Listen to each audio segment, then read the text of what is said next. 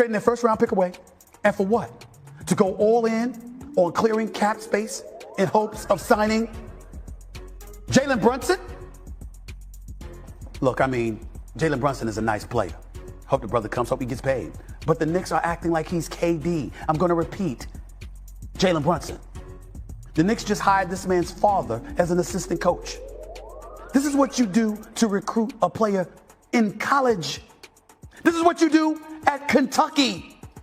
But the Knicks are an NBA franchise, at least they're supposed to be. But they've only been out of the first round once since 2001. Once. Missed the playoffs entirely in 16 of the past 21 seasons.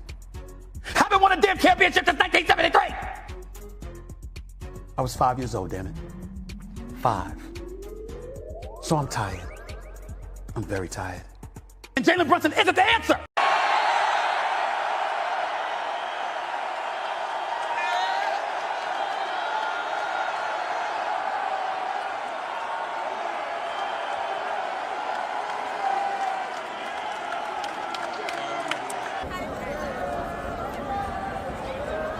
Good, man. I'm hanging in there.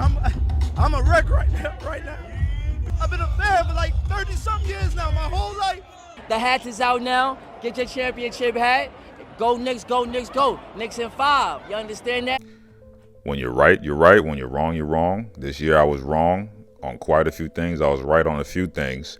The Knicks, I did have them going to the finals. I expect them to be the best team coming out of the East. I thought with Boston this year, all the injuries they had, I did not expect them to be a real contender for the East. I never trusted the Cavs. The Pistons, I thought they were a decent team, good team, but a little young. The Magic, same thing, just a little bit young. I think the Knicks, they had the right amount of playoff experience to get to the finals. I did not think they were going to win the finals regardless of who they were going to play. I thought they were going to play the Thunder. I was wrong on that this year. The Thunder, they definitely folded against the Spurs.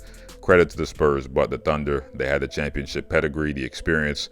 There's no reason that they should have lost to the Spurs, even with Jalen Williams out. That team had enough talent across the board to handle the Spurs, especially with how we saw the Spurs play in the finals. If Chet Holmgren, shows up, I do think the Thunder handle business against San Antonio. I think San Antonio this year, they really show that they're the next team up. Victor Wembanyama, a lot of promise. He has a lot of promise, but there's a few things I didn't like in this series. I thought he was way too complacent. I mean, it's very easy for people to point the finger at De'Aaron Fox. But before we even get to the Spurs, let's just continue giving the Knicks their flowers. Jalen Brunson, a few years ago, the Mavericks, they didn't want to sign that man. They didn't want to give him his money. And as we see a few years later, the Mavericks clearly, if you know your older members of your family, there are probably a few signs that you see before, dementia sets in or before they start making, foolish decisions. There are small decisions that they make that lead up to bigger decisions, but the small decisions were the signs, the clues from earlier on that something wasn't right there. With the Mavericks, I think Jalen Brunson was probably that first sign that they didn't know what they were doing over there. At least for the last few years, they used to be a class act organization, but they definitely have let quite a few legendary players walk out the building, which is ridiculous.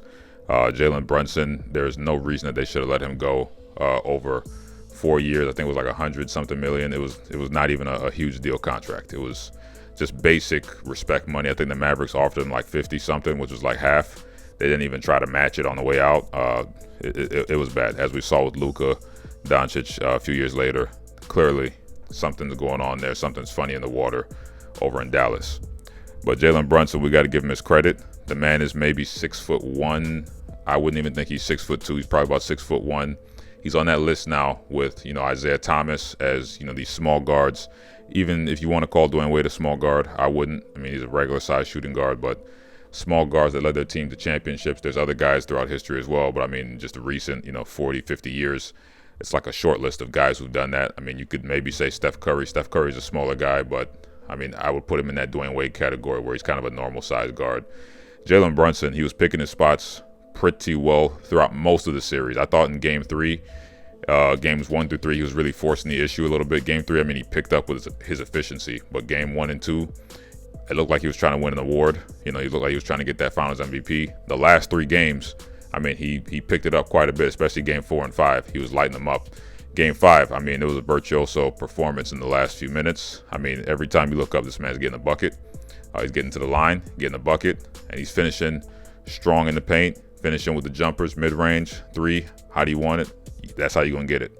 The Knicks, I think that the secret sauce for them this year, the playoff experience, and the fact that they had veterans who clearly were not scared of the moment. Whenever they were down, they stayed in the game. They just kept walking. They just kept trying to walk them down, hunt them down, see if they can bring them in within closing distance. And basically every time in the clutch, these guys would close. Now, I think the clutch is a little bit overrated in terms of people, really putting all the pressure on those moments. I'm going to bring it back to De'Aaron Fox.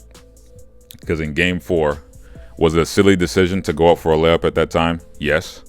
However, let's look at the entire game, because people like to look at 2 seconds, 3 seconds, and base it off of just that. That Spurs team during Game 4, those dudes were up 29 points at half. 29 points. You're on the road. It's 2-1. If you win this game, 2-2, going back to San Antonio, now you really have trouble on your hands if you're the Knicks. This was their perfect opportunity to handle business, smack them in Madison Square Garden, suck the air out of the building, the life out of the building. And what did those boys do? They just kept jacking up threes. They just kept throwing them up. Brick, brick, brick, brick. Just kept throwing them up. I think they went like 3. It was like 3 of 20 or 3 of 16, something like that. They basically shot like almost 3 or almost 23 pointers in that second half, and they only made like 3 or 4 of them. It was terrible, just off the top of my head. Those dudes, that was a coaching issue, and that was also a player issue. The top players coach, so that includes De'Aaron Fox, that includes Victor Wembanyama, that includes Mitch Johnson. These boys are supposed to say, hey, what the hell are we doing? Shut that down. All right, shut that down, drive to the basket, slow the game down, okay? Because right now we're trying to do too much fast-paced stuff. We want to suck the air out of the building, run this clock. We don't need to be running fast break. We need to run clock. That's a coaching issue. That's a top player taking over issue. The Spurs, one of their problems this year is their top player, he's inexperienced when it comes to deep playoff runs, so he wasn't able to really settle the troops and rally the troops. And then their point guard, this is where I'm going to get on De'Aaron Fox, their point guard didn't have a good enough control of the team to control the pace. I do think if Chris Paul was their point guard, the Houston Rockets version of Chris Paul, or the LA Clippers version of Chris Paul, I think that version would probably have led the Spurs to a longer playoff run. Probably game 6 or 7 they might have won in that kind of a stretch, just from controlling the pace of the game more. The San Antonio Spurs had definitely had more talent across the board. Stephon Castle, what's his name? Dylan Harper. That's one of the few things I got right this year. Dylan Harper, I said that he was going to be a beast. He is a beast. The only thing that he has to work on really is controlling that aggression on offense, and then also his shot. His jumper, I don't care what anybody says, that jumper is not working right now.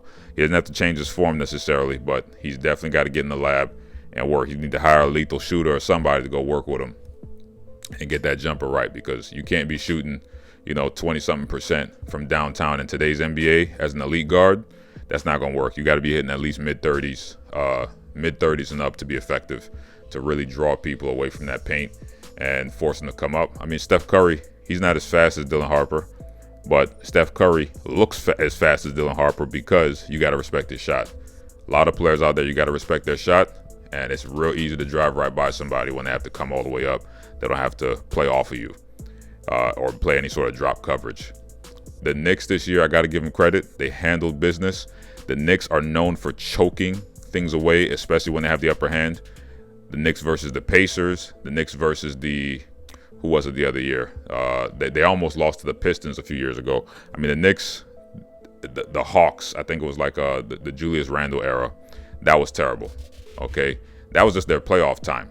Before their playoff time, I mean, they had dudes, no disrespect, Kevin Knox. If you guys watched Summer League a few years ago, Zion Williams, that first, welcome to the league, Summer League play, the man ripped the ball from Kevin Knox's hands and yammed it 2 hands. I remember I thought Kevin Knox was going to be a decent player in the league. I didn't think he was going to be a star. I thought he was going to be a decent little role player, maybe come off the bench. That play solidified. He's not even an NBA player. Get him out of here. He's not even an NBA level player. I mean, the Knicks, for quite a few years, they were building, tinkering with things.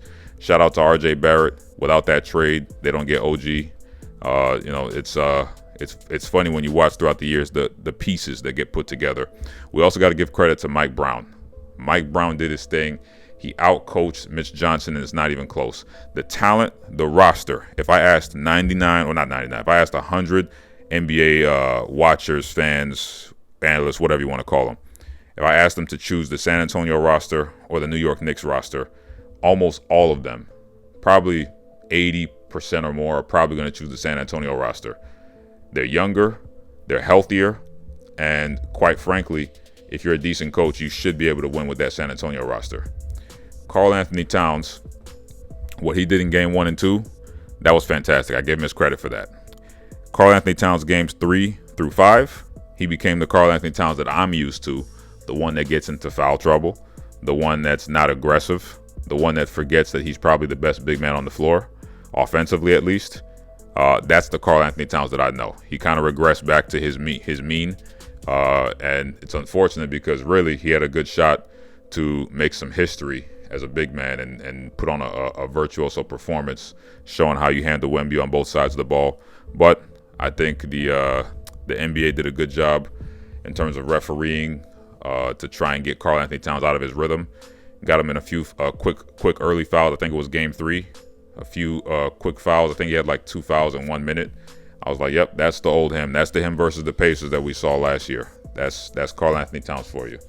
But he's a champion now, so we really can't talk. Shout out to him because without those first 2 games, this is probably a completely different series. So I'm not going to disrespect the man.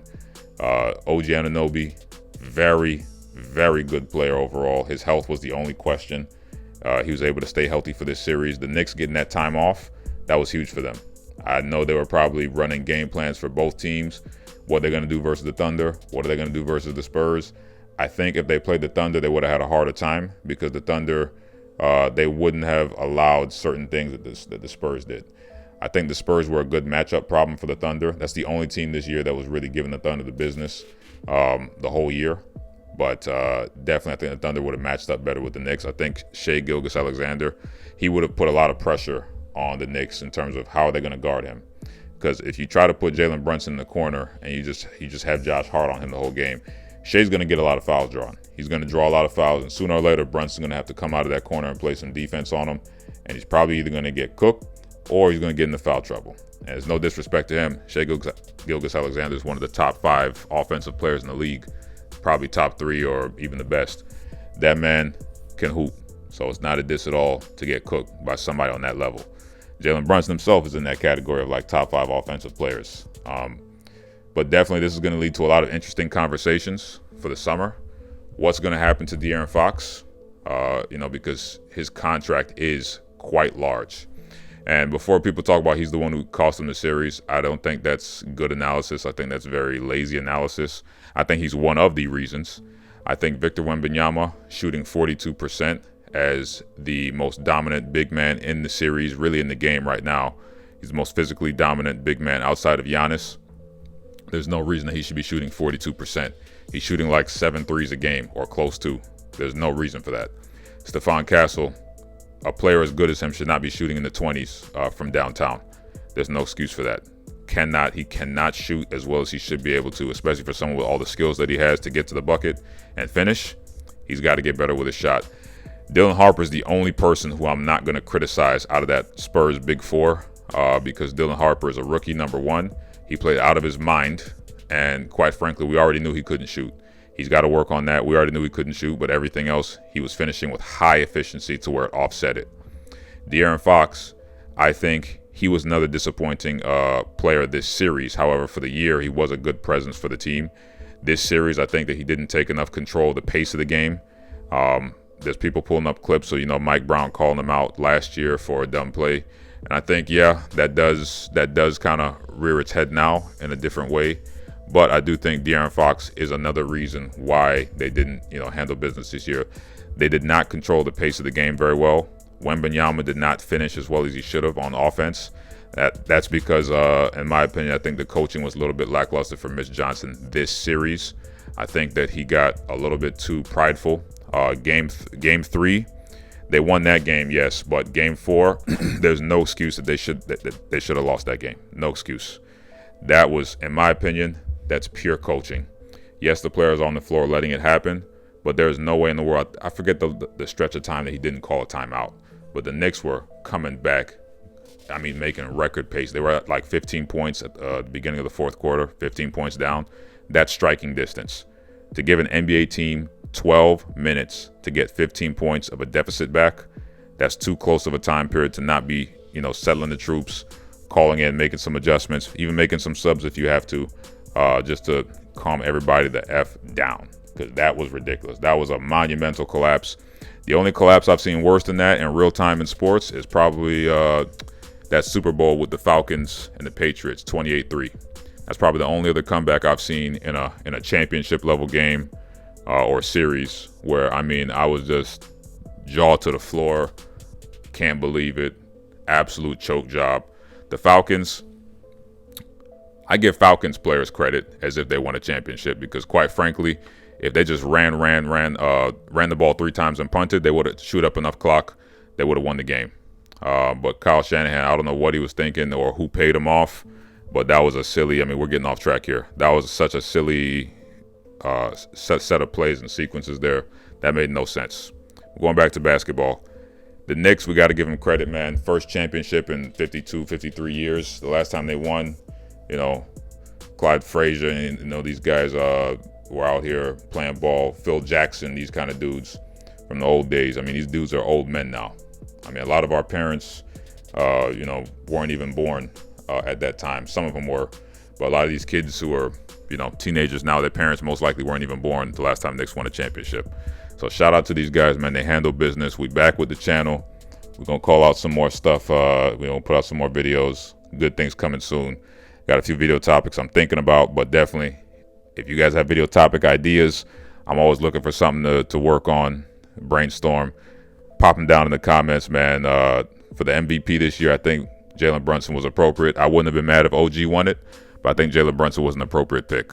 This is interesting, man, because a lot of people were talking about this man Jalen Brunson like he couldn't be a top player, 1 or 2 on a championship team. And as we see, he was the leader. He was the dog.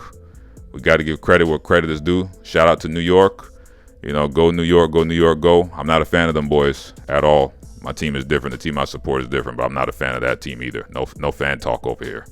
I just support. But as usual, don't be mad at me. Be mad at yourself. God bless. Stay safe, especially if you're out there in New York. It's going to be like Gotham City, as they say. You might have to carry the ratchet, carry the tool, or just stay prayed up. All right. Peace.